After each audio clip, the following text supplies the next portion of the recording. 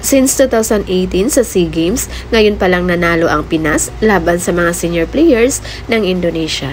Hi guys, again it's me Vinals TV. So for today's update guys, pag-uusapan natin yung naging laban ngayon ng Indonesia at ng Team Alas Pilipinas. Pero bago ang lahat, huwag niyo munang kalimutang i-subscribe at pagkampasin ang notification bell button para updated kayo sa mga bago kong upload. So yun nga guys, sobrang ikinatuwa naman netizens, lalo na sa mga taga-volleyball community dahil nakaisang panalo din ang Team Alas Pilipinas laban sa mga senior players ng Indonesia. Ito yung pinaka-inaabangan ng lahat, ang matalo ng Team Alas Pilipinas ang Indonesia.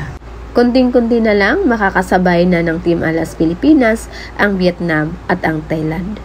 Pero kung tutuusin guys, kaya namang talunin ng Team Alas Pilipinas ang Vietnam. Kinapos nga lang sila at nagkaroon ng maraming unforced error. Lalo pa at meron din parang lalaking player ang Vietnam.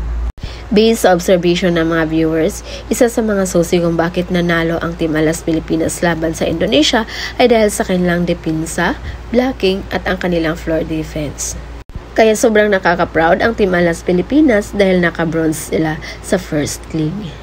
Magkaharap ulit ang mga koponan sa second league starting August 8. So for sure, may mga nagawa ng solusyon ang Team Alas Pilipinas doon sa mga naunang game kung saan natalo sila.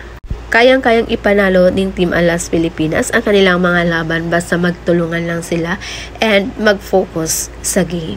So yun muna yung pa-update natin guys. And again, this is Vinals TV. Thank you for watching.